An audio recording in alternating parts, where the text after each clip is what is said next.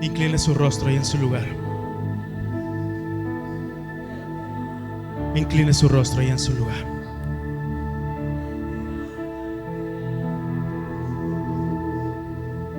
Te pedimos, Señor, que vengas como tú dijiste, Señor.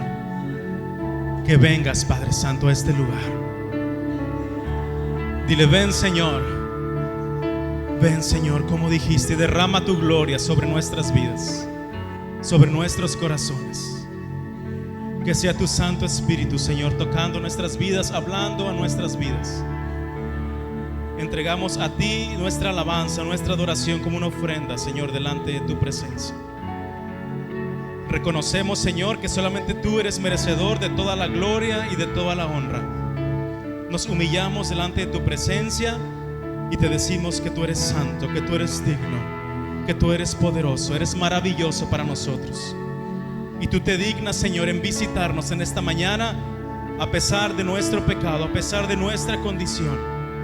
Porque tu promesa dice que tú estarías con nosotros, diga conmigo, todos los días hasta el fin del mundo. ¿Cuántos sabían que el Espíritu Santo está en este lugar? ¿Puedes darle un fuerte aplauso al Señor?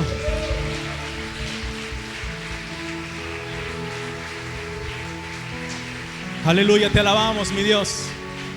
Exaltamos tu nombre. El Espíritu Santo está aquí, hermano, y cuando el Espíritu Santo está aquí, ninguno de los que estamos en este lugar saldrá por esa puerta como ha llegado. Dile al que está a tu lado: no vas a salir igual en esta mañana.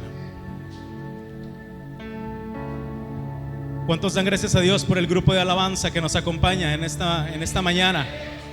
Denle un fuerte aplauso al Señor. Damos gracias a Dios por la vida de nuestros hermanos de la iglesia Casa de Oración Vida Nueva, que el día de hoy nos acompañan, nos han ministrado, y el Señor les siga bendiciendo.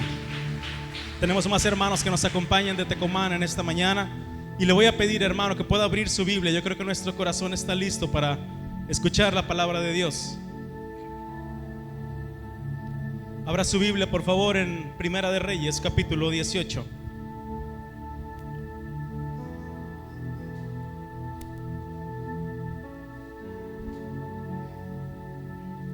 Primera de Reyes, capítulo 18. Vaya al versículo 41, por favor.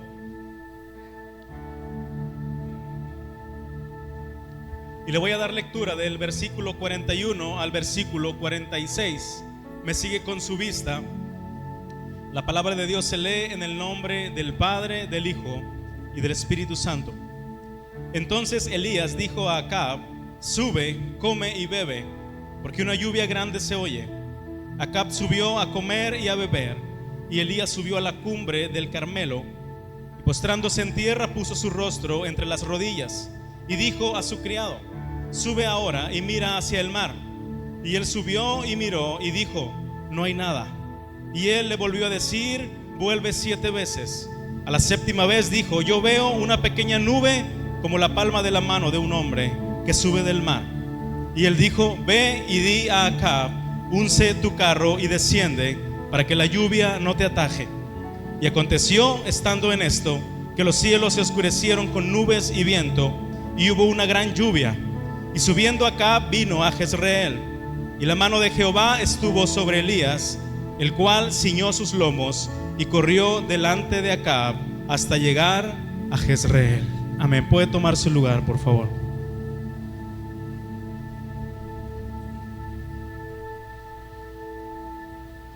Vivimos en un mundo donde está de moda aprender a soltar. Si usted lee las redes sociales, si usted lee cualquier podcast, o escucha algún podcast, o lee algún libro, hoy está de moda aprender a soltar. ¿Cuántos han escuchado eso?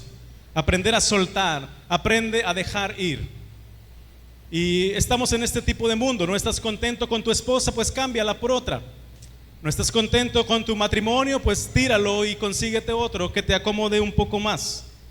No estás contento con el patrón que tienes, no te llevas bien con el patrón que tienes, entonces renuncia y busca otro trabajo donde te apapachen, donde te sientas mejor. No estás contento, no estás a gusto con ese líder de grupo familiar, no te preocupes, pide tu cambio de grupo familiar a otro, no hay ningún problema. Y nos hemos acostumbrado, hermanos, a vivir en un mundo de lo desechable. Si algo no te gusta, simple y sencillamente lo dejas. Yo quisiera preguntarte en esta mañana si hay algo roto en tu vida que estés pensando tirar. Tu salud a lo mejor está rota, quizá tu matrimonio está a punto de quebrarse. Tal vez tu ministerio está sostenido con el último alfiler que le queda. Es que el hombre está acostumbrado, hermanos, a ver algo roto y querer tirarlo. Pero nosotros creemos en un Dios que tiene el poder de cambiar toda circunstancia para bien. Un Dios que restaura, y dice en su palabra que hace nuevas todas las cosas. ¿Alguien cree en ese Dios? Y esta historia, hermanos, que leímos se contrapone totalmente a lo que el mundo aprueba. Pues la palabra de Dios nos enseña a no abandonar, a no dejar, a no soltar. Nos enseña que para ver su gloria debemos ser perseverantes, pues los tiempos de Dios son diferentes a los nuestros. Y para cosechar el fruto debemos transitar por el camino del esfuerzo, como nos lo han enseñado hace poco. Para nadie es un secreto, hermanos, y lo hemos dicho muchas veces, que la vida cristiana es una constante lucha. Estamos rodeados de fuego enemigo todos los días. El enemigo no descansa, y diga conmigo: yo tampoco debo descansar. Diga: yo tampoco debo descansar. Atravesamos por constantes desiertos, estamos experimentando dificultades, padecemos tribulaciones. Somos testigos, hermanos, que una de las promesas que más se cumplen es: en el mundo tendréis. ¿Cuántos han experimentado el cumplimiento de esa promesa? Diga conmigo: gracias, Señor, por cumplir tus promesas en mi vida. Pero esas no nos gustan muchas veces, ¿verdad? Pero una de las grandes diferencias, hermanos, entre la gente del mundo y los hijos de Dios es que nosotros tenemos esperanza.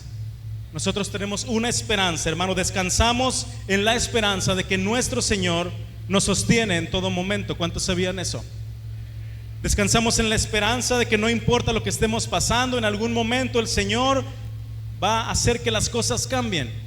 En algún momento el Señor va a meter su mano en nuestra situación. No importa que tenga 3 años y medio sin llover.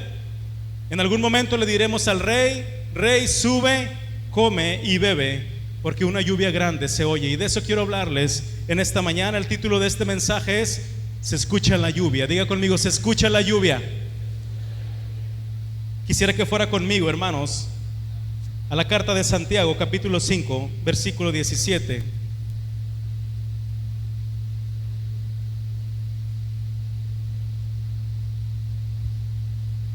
Santiago, capítulo 5, versículo 17 y 18.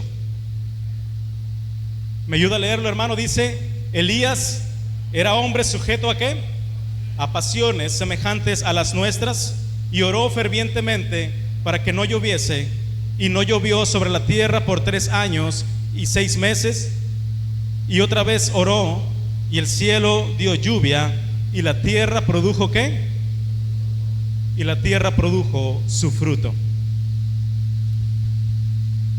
Antes de abordar, hermanos, antes de abordar nuestra historia, quise que leyéramos esta referencia que hace el apóstol Santiago de este mismo suceso en la carta, escrita mucho tiempo después de que pasó, obviamente, esta historia de Elías. Por ahí del año 50 después de Cristo pasó esta situación. El apóstol Santiago escribió una carta y le estaba hablando a la iglesia de los judíos, en el capítulo 5, y les estaba enseñando la importancia de la oración. Si usted lee este capítulo 5, va a ver que la mayoría de las referencias que se hacen es en la importancia de la oración. Les empieza a decir: si alguno está afligido, haga ¿qué? Si alguien está enfermo, dice: llamen a los ancianos de la iglesia y oren por él. Les empieza a decir: la oración de fe sanará al enfermo. Orad los unos por los otros, la oración eficaz del justo puede mucho. Todo eso les estaba diciendo Santiago en su carta. Les estaba dando una enseñanza completa sobre la oración a corazones duros judíos, a corazones impenetrables que muchas veces se cerraban para escuchar la palabra de Dios, para recibir con amistosidad, hermano, el evangelio. Y para darle fuerza a sus palabras, Santiago hizo algo. Él les mencionó uno de los principales referentes para los judíos. Les empezó a hablar de alguien conocido por todos, y les mencionó al profeta Elías. Para muchos el profeta Elías es el profeta más grande del Antiguo Testamento, conocido como el profeta de fuego, alguien totalmente respetado por el pueblo judío. Y tomó a ese personaje Santiago y después de hablarles de la oración, les trajo uno de sus personajes principales, alguien a quien ellos respetaban totalmente. Pero me encanta, hermanos, que Santiago se encargó de poner cada cosa en su lugar, porque en estos versículos él resalta la humanidad de Elías y resalta el poder de Dios. Para eso trajo Elías a su enseñanza, a su discurso, porque dijo: Elías era hombre sujeto ¿a qué? Sujeto a pasiones, y semejantes a las nuestras. Desde ahí Santiago aterrizó la idea que los judíos tenían sobre Elías, diciendo que era un hombre como todos, un hombre común y corriente. No era un superhéroe como a veces pensamos que son todos los personajes de la Biblia. No hay hombres o mujeres superdotados, superhombres o supermujeres, y de repente decimos: yo jamás podría hacer lo que hizo Elías, yo jamás podría hacer lo que hizo Esther, lo que hizo Ruth, lo que hizo Moisés, lo que hizo Pablo. Yo no puedo hacerlo, porque los consideramos casi eminencias, casi superhéroes. Pero Santiago les dijo: Elías era un hombre sujeto a pasiones como las nuestras. Y dice: Elías era un hombre como nosotros, pero oró fervientemente para que no lloviese. ¿Y qué pasó? Y no llovió sobre la tierra por 3 años y 6 meses. Y otra vez oró para que lloviese, y llovió sobre la tierra, y la tierra empezó a dar fruto.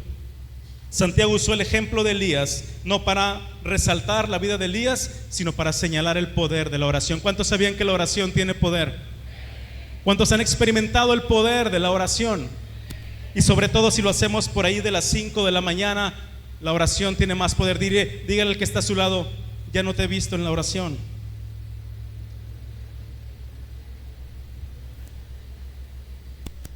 Ahora, con esta idea, hermanos, esta referencia que hemos tenido de Santiago, que hace referencia a este suceso, quisiera que fuéramos a nuestro pasaje principal. El pueblo de Israel, hermanos, se había desviado, se había apartado del temor de Dios, estaban adorando dioses falsos, se habían hecho imágenes y las habían puesto por encima de su adoración al Señor, de su devoción al Señor. Y el profeta Elías, hermanos, se presenta con el rey Acab para darle una palabra que Dios le había dicho: que no habría lluvia por los próximos años a causa de su idolatría. Y a partir de ahí, hermanos, el pueblo de Israel empezó a experimentar un momento muy difícil. Comenzaron momentos terribles para toda la nación, porque empezó a fracasar la agricultura, empezó a fracasar la ganadería, el comercio. El pueblo estaba muriendo, la sequía se empezó a devorar a la nación entera. Y aquí podemos ver un contraste, hermanos, y quisiera que pusiéramos mucha atención en esto, porque el momento cumbre, si le podemos llamar así, del ministerio de Elías fue precisamente cuando hubo sequía sobre la tierra. El momento más importante del llamado de Elías, y cuando podemos ver sus grandes logros, sus grandes hazañas, el poder de Dios manifestado sobre su vida, era cuando la nación de Israel estaba sufriendo terriblemente. Todas sus vivencias, sus milagros más conocidos fueron durante este tiempo. Recordemos cómo cuando él fue a darle la noticia al rey Acab de que no iba a llover por los próximos años, Dios le dijo que se fuera al arroyo, ¿verdad? Recuerda esa historia. Y entonces ahí Elías fue sustentado por cuervos. Los cuervos le llevaban de comer. Después de ahí llegó a Sarepta, se encontró con una viuda que fue bendecida con harina y con aceite que no escaseaba. Ahí mismo Elías resucitó al hijo de la viuda que había enfermado y había muerto.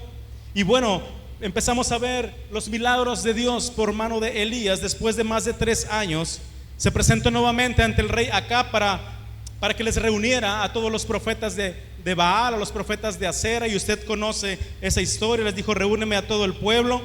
Como el Señor respondió haciendo descender fuego del cielo, y ese suceso tan poderoso hizo que los corazones del pueblo se volvieran a Dios. Recuerda todas esas historias. El pueblo de Israel, hermanos, se dio cuenta que aún en medio de la sequía, el único que podía sustentarlos era el Señor. Elías pudo experimentar el poder de Dios en estos 3 años y medio que no llovió. Yo quisiera traer esto a nuestras vidas, hermanos, porque muchas veces el tiempo donde más veremos la gloria de Dios es en medio de nuestro desierto. muchas veces donde más experimentaremos el poder de Dios, la gloria de Dios, las mejores cosas que el Señor pueda hacer con nosotros, las va a hacer cuando estamos en el desierto. ¿Alguien le ha pasado esto? ¿Cuántos han experimentado el poder de Dios en medio del desierto? Dios es tan curioso, hermano, que dice su palabra que perfecciona su poder, ¿en dónde? En nuestra debilidad. El Señor tiene esas cosas. El Señor te va a usar en tus peores momentos. El Señor te va a usar cuando más ilógico sea, cuando peor te sientas, cuando menos lo imaginas. Así obra el Señor. ¿Sabes por qué? Porque Dios se asegura de actuar cuando nosotros no podemos hacer nada, para que cuando las cosas sucedan no quede duda que solamente Él lo pudo haber hecho. El Señor te va a usar en tu desierto, en tus momentos de aflicción. Y ahora Dios le había dado una palabra a Elías y le dijo: ve y muéstrate a Acab y dile que yo haré llover sobre la tierra otra vez. Entonces fue y le dijo: rey Acab, sube, come y bebe, porque una lluvia grande se oye. Hacía 3 años y 6 meses que no llovía sobre la tierra. Dice la palabra que no había ni rocío, ni siquiera el rocío caía, no había mucho menos lluvia. Y de repente el profeta se presenta con el rey y le dice: va a llover otra vez. Sube, rey, come, bebe. ¿Por qué? Para que no te agarre la lluvia, porque una lluvia grande se oye. Pero era totalmente ilógico, hermanos. Estaba el sol tan radiante como lo hemos visto en estos días. ¿Cuántos dan gracias a Dios por el calor? El sol estaba radiante. Imagínense la cara del rey Acab. El sol a todo lo que da, el calor a plomo, la sequía devorándose la nación. Y de repente escucha la voz del profeta que le dice: se escucha una lluvia grande. Una lluvia grande se oye. Nadie la oía, hermanos, solamente Elías. Nadie la escuchaba, solamente él. Porque en aquel día, hermanos, parecía todo menos que fuera a llover. En aquel día se escuchaba todo menos un sonido de lluvia.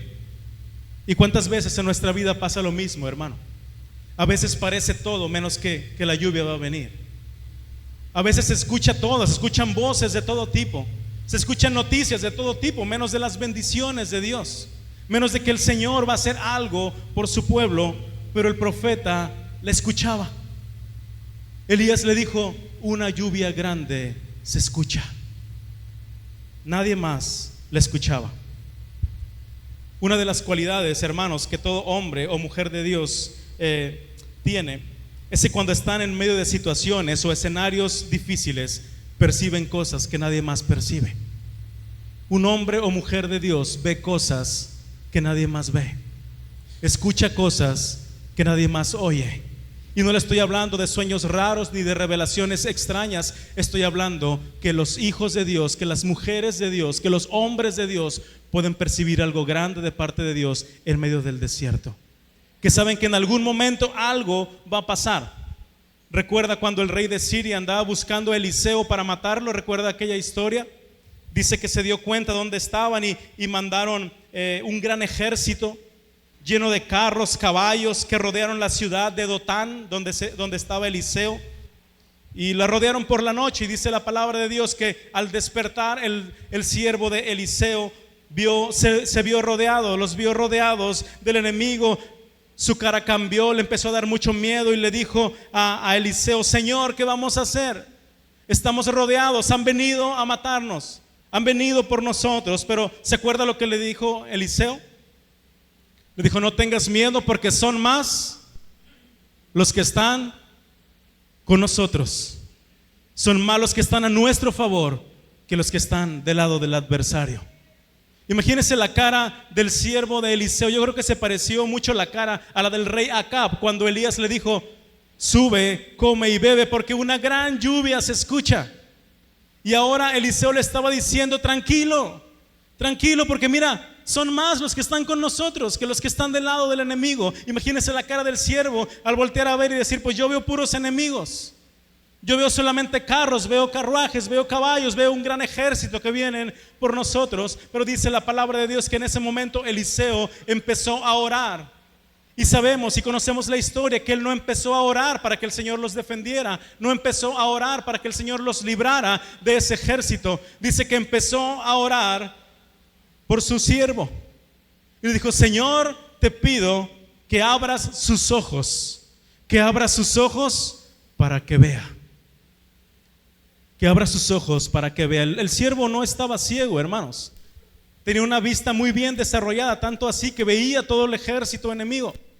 Pero Eliseo estaba hablando de esas cosas que los hombres de Dios perciben, esos ojos de la fe, esos oídos de la fe, esas cosas que se perciben cuando tú tienes la confianza de que el Señor está contigo. Y cuando terminó de orar, de decirle: Señor, abre los ojos de este siervo para que vea, dice la palabra que Jehová abrió los ojos del siervo, y entonces pudo ver que aquel monte estaba lleno de gente de a caballo, de carros de fuego, el ejército celestial peleando a su favor. Eso es lo que percibió Eliseo en aquel día. Y eso es lo que estaba percibiendo Elías también aquel día cuando le dijo a Acab: se escucha la lluvia, se escucha la lluvia. Estaba hablando, hermanos, cuando él dijo se escucha la lluvia, estaba hablando de que literalmente iba a llover otra vez, que iba a caer agua, que iba a caer la lluvia sobre Israel. Y esta lluvia iba a representar el fin de la sequía, iba a ser la salvación de todo el pueblo, iba a prosperar otra vez. Iba a dejar de morir la gente, iba a prosperar la ganadería, el comercio, la agricultura. Iba a venir la salvación para todo el pueblo.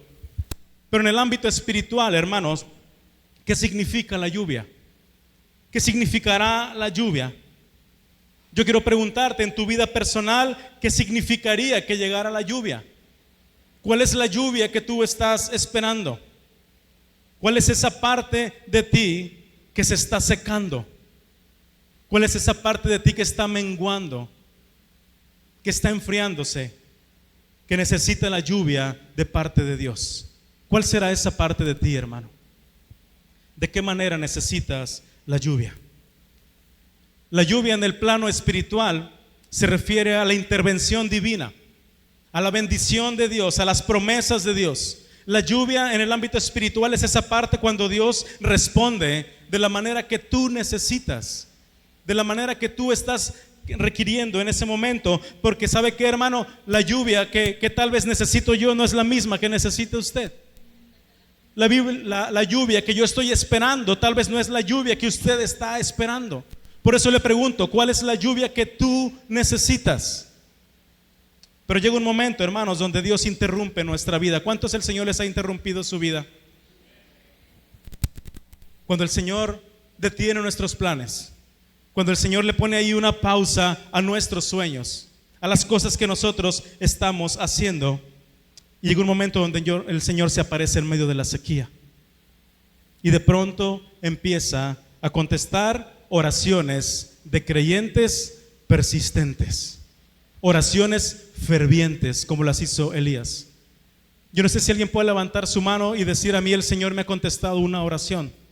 ¿A alguien el Señor le ha contestado alguna vez una oración? ¿Y cuántos dan gloria a Dios por eso? ¿Y a cuántos el Señor no les ha contestado una oración? ¿Y cuántos dan gloria a Dios por eso? Diga conmigo: el silencio también es una respuesta. Los no de Dios también son una respuesta.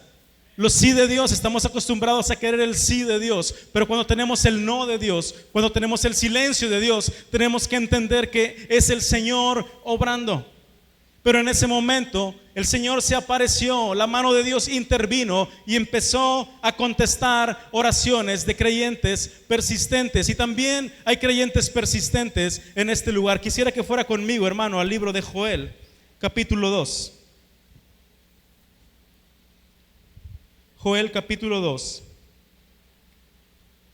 versículo 23 al 27, por favor.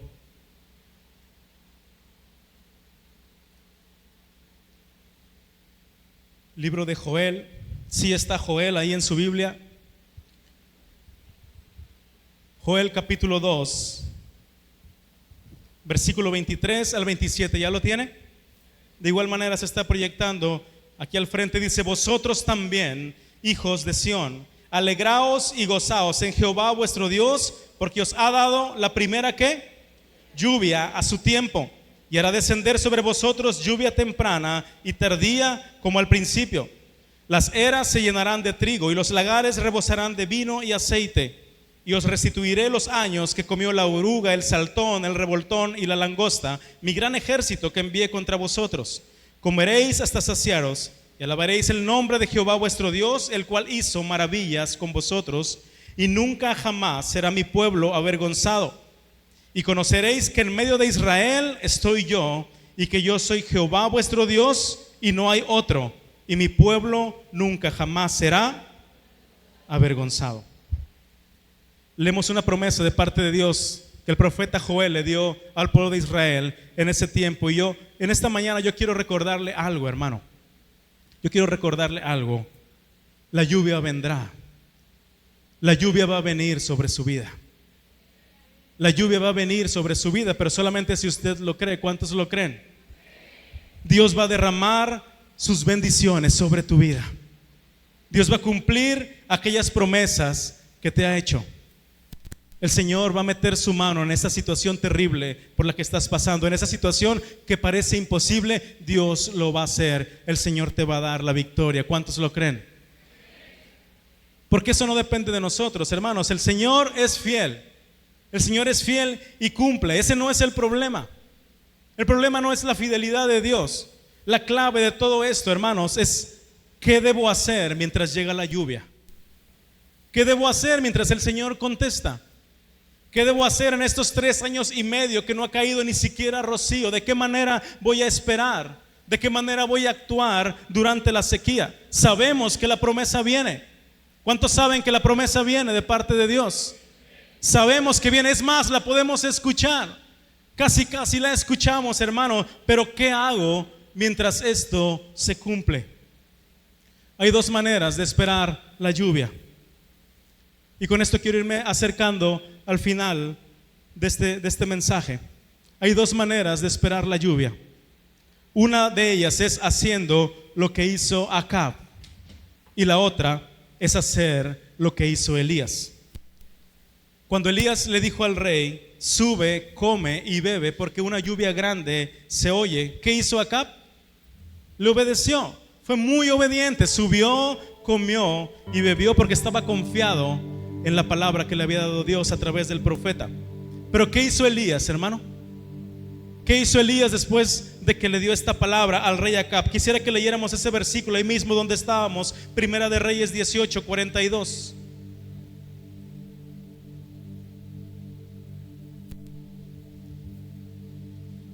El versículo 42, volvamos a leerlo, léalo juntamente conmigo. Dice: Acab subió a comer y a beber, y Elías subió a la cumbre del Carmelo. ¿Y qué hizo?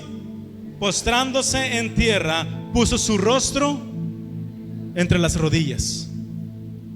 Y aquí podemos ver el secreto de Elías, si es que tenía un secreto. Aquí podemos ver la clave del ministerio de Elías. Porque él no era un gran hombre, era un hombre como todos, sujeto a pasiones, lo acabamos de leer, dijo el apóstol Santiago, sujeto a pasiones como las nuestras. Era un hombre común y corriente, pero había entendido, hermanos, Elías había entendido que lo mejor que podía hacer era rendir su vida a la voluntad de Dios. Elías había entendido, hermanos, que lo mejor que podía hacer era renunciar a su propia vida, a sus propios afanes, a sus propios anhelos, a sus propios deseos, y empezar a rendir todo eso y entregarlos a la voluntad de Dios.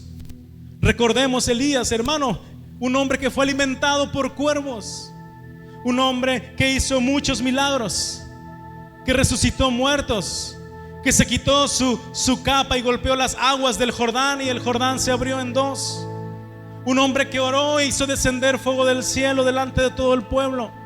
Un hombre que oró para que no lloviera y no llovió, y luego oró para que volviera a llover y llovió de nuevo. Un hombre que no conoció la muerte, dice la palabra que el Señor se lo llevó al cielo en un carro de fuego. Un hombre, un superhombre para cualquier persona que pueda leer la historia en Primera de Reyes. Un hombre que está muy alejado de nuestra realidad, pero que era un hombre común y corriente, un hombre de carne y hueso, sujeto a pasiones, hermanos. Pero cuando Dios le dio una promesa, mandó al rey que subiera a comer y a beber, y él se fue a hacer lo que un hijo de Dios debería hacer mientras llega la lluvia. Dice que se tiró al suelo, se postró en tierra, puso su rostro entre sus rodillas y empezó a clamar al Señor, y empezó a clamar al cielo. Todo esto pasaba con Elías. Era un hombre que el Señor usaba de manera tremenda, el profeta de fuego. Pero en algún momento, hermano, los milagros nos pueden confundir. En algún momento los dones que tú tengas te pueden llegar a confundir. Los talentos que alguien tenga lo pueden llegar a confundir. En el camino de Dios vendrán muchas voces diciéndote que solamente cuando tú oras es cuando cae fuego del cielo. En el camino de Dios vendrá a susurrarte seguido aquella voz que te dice que solamente cuando tú cantas pasa algo especial, que solamente cuando tú predicas entonces se siente la presencia de Dios, que solamente cuando tú enseñas entonces pasa algo. Y esas voces van a rondar por tu cabeza. Solamente cuando tú lo haces es cuando algo pasa. Es por eso, hermanos, que la mejor postura que un creyente puede tener no es con un micrófono en la mano, ni tratando de dar cátedra, impresionando a los demás. Lo mejor que usted y yo podemos hacer es postrarnos en tierra, poner nuestro rostro entre nuestras rodillas y rendir nuestra vida a la voluntad de Dios. Yo no sé si alguien está entendiendo el mensaje en esta mañana. Elías había entendido que no se trataba de él. Él había entendido que él no era el protagonista. Por eso el libro de Primera de Reyes no se trata de Elías. Así como Éxodo no se trata de Moisés, ni el libro de los Hechos se trata del apóstol Pablo. Toda la Biblia, desde Génesis hasta Apocalipsis, tiene un solo protagonista, y es nuestro Señor y Salvador Jesucristo, y a Él rendimos toda gloria y toda la alabanza para siempre. Él es el único motivo por el cual usted y yo estamos reunidos en este lugar. No es Elías, no es Moisés, no es Daniel, no es José, no es el apóstol Pablo. Es Jesucristo, es el Señor Jesucristo. Él es el centro de todo. Por Él estamos reunidos en este lugar. Y de la misma manera, hermanos, nosotros tampoco somos los protagonistas de nuestra vida. Lo que hoy vivimos no se trata de nosotros. Y el que está a tu lado, lo siento, no se trata de ti. Tú no escogiste esa enfermedad. Tú no escogiste ese desierto, tú no escogiste ese divorcio, tú no escogiste la traición, lo que puedas estar viviendo. Cada acontecimiento de nuestra vida está perfectamente calculado por el Dios soberano. Está perfectamente permitido por un Dios que quiere moldearte y que quiere mostrar su gloria a través de tu vida, para que en todo su nombre sea glorificado. Cada suceso en nuestra vida es para rendirle la gloria al Señor. Cuando entendemos, hermanos, que nuestra vida no es producto del destino ni de las circunstancias, vamos a poder descansar en la promesa de que la lluvia viene. Yo no sé cuánto la pueden escuchar en esta mañana, pero mientras eso pasa, hermano, mientras eso pasa, debemos subir cada día al Monte Carmelo y clamar con todo fervor al Dios de los cielos, y clamar con toda nuestra pasión, con toda nuestra fe. ¿Sabes qué? Porque tal vez no se vea nada a la primera, y sigues orando y tal vez no se vea nada a la segunda, ni a la tercera, ni a la cuarta. Pero ¿sabes qué? El verdadero creyente sabe que si sigue persistiendo en la oración, que si sigue perseverando en la oración, en algún momento el siervo vendrá y te va a decir: yo veo una pequeña nube como del tamaño de la palma de la mano de un hombre que sube del mar. En algún momento el siervo vendrá y te va a decir: oye, yo como que empiezo a ver algo, como que empiezo a percibir algo, como que empiezo a esperar algo de parte de Dios. Diga conmigo: se escucha la lluvia. Dígalo más fuerte: se escucha la lluvia. Aunque nos asomemos allá afuera y el sol esté tan radiante como cualquier otro día, aunque nuestra vida esté experimentando sequía, diga conmigo: se escucha la lluvia. ¿Hace cuánto tiempo que no llueve en tu tierra, hermano? ¿Hace cuánto que no experimenta la lluvia del cielo? ¿Cuál es la lluvia que estás esperando? ¿Cuál es tu lluvia, no mi lluvia? ¿Cuál es tu lluvia? ¿De qué manera el Señor va a hacer llover sobre tu vida? ¿Cuál es la lluvia que tú necesitas? No te estoy preguntando cuál es la lluvia que la iglesia necesita. Estoy hablándote de un Dios personal, de un Dios que va a hacer llover sobre tu tierra. Pero ¿de qué manera estás esperando que llueva en tu vida? Porque tal vez un día, hermanos, te llegó la sequía. Tal vez un día te llegó la sequía. Tal vez era un doctor entregándote un diagnóstico terrible. Tal vez te llegó la sequía en la forma de una carta de divorcio. Tal vez vives en sequía desde que perdiste tu trabajo. Tal vez experimentaste los 3 años y medio sin lluvia desde que tus hijos se fueron de casa. Pero hoy el Señor quiere recordarte que una lluvia grande se oye, pero que no debes levantarte hasta que la lluvia caiga. La promesa del Señor ya está aquí. Podemos escucharla, podemos percibirla, pero mientras tanto debemos subir cada día al Monte Carmelo y clamar por el cumplimiento de la promesa. Tal vez hay oraciones que dejaste de hacer por falta de respuesta. ¿Cuántos han dejado de orar por algo que el Señor no les respondió? ¿Cuántos hemos desistido de la oración porque no vemos la respuesta? Quizá hay muchas oraciones que decidiste guardar en el cajón y están ahí empolvadas, están ahora con telarañas porque hace mucho que no las sacas y las expones delante de la presencia de Dios. ¿Sabes por qué? Porque queríamos que el Señor respondiera a la primera, o queríamos que el Señor respondiera a la segunda, o a la tercera, o a la cuarta.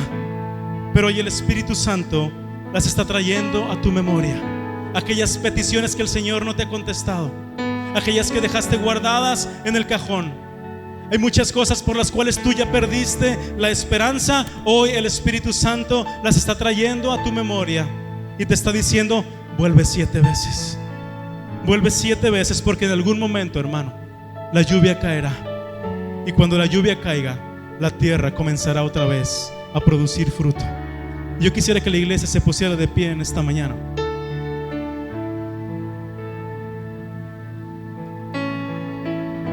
Y tenemos un buen tiempo, tenemos muy buen tiempo. Yo quise terminar un poco antes porque quiero que hagamos algo, hermano. Quisiera que cerrara sus ojos ahí en su lugar, concentre su atención, no se distraiga.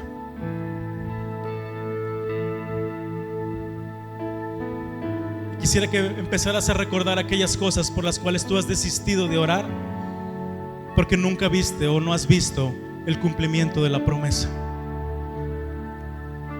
Todas aquellas cosas por las que ya no pides, porque sientes una resignación por el silencio de Dios. Cosas por las cuales tú sigues llorando, pero dices: esto no va a ocurrir. Yo ya me di por vencido, el Señor nunca me va a sanar.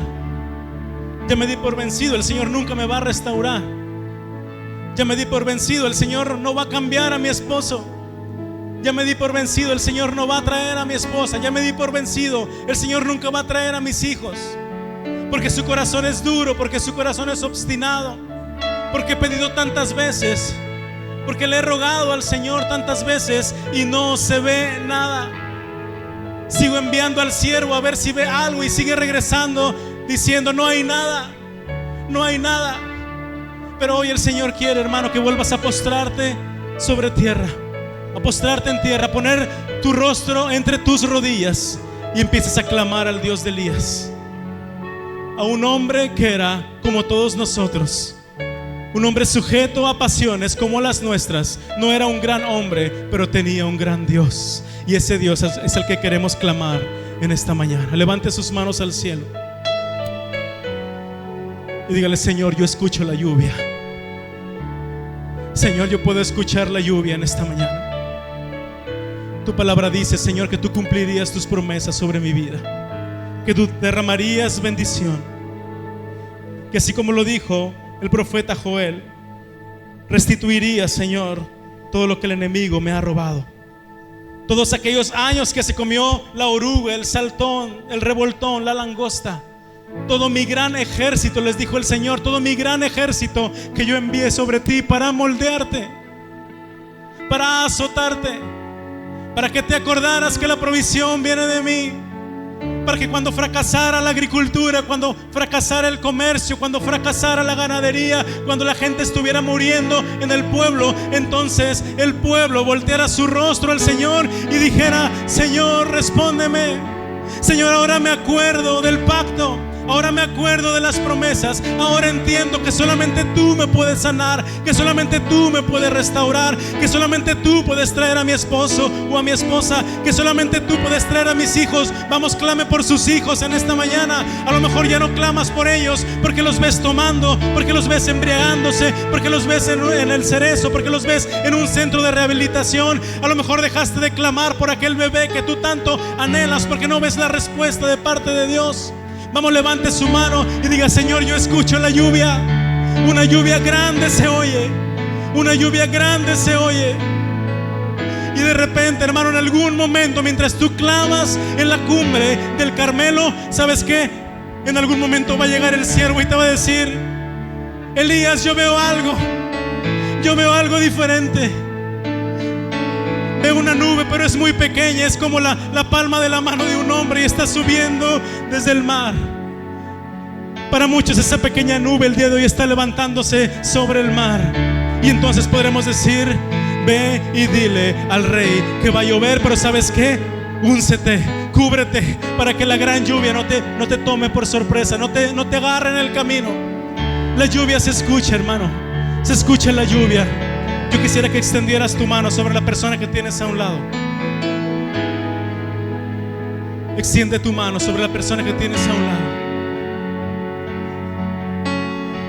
Si está tu esposo o tu esposa aquí, si están tus hijos, si puedes acercarte a ellos, acércate. Y yo quisiera que pudieras interceder a favor de la vida de la persona por la que estás orando, como si fuera tu propia vida. Dile: Señor, trae lluvia sobre su sequía. No importa lo que sea, Señor. No importa que tenga 3 años y medio sin llover sobre su vida. Te pido, Señor, que hagas descender la lluvia, la temprana y la tardía, sobre su vida. Bendícelo, Señor, bendícela, Señor. Derrama de tu bendición, derrama de tu bendición. Vamos, sigue clamando. Yo sé que has clamado 1, 2, 3 veces, pero Elías le dijo a su siervo: vuelve 7 veces, vuelve 7 veces, vuelve al mar, vuelve a subir y fíjate si se ve algo, y escucha si se ve algo, y escucha si se oye algo. Abre tus ojos espirituales. Dile: Señor, abre mis oídos espirituales para que pueda escuchar la lluvia. Abre mis ojos espirituales para que pueda ver que en lugar de ejércitos enemigos hay carros de fuego, hay caballos, hay el ejército celestial peleando a tu favor, porque ¿sabes qué? Es mayor el que está en ti que aquel que está en el mundo. Son más los que están de nuestro lado que los del lado del adversario. Levante su voz, empieza a clamar al cielo. El Dios de Elías está en este lugar. Aleluya. Mi seguridad, donde nada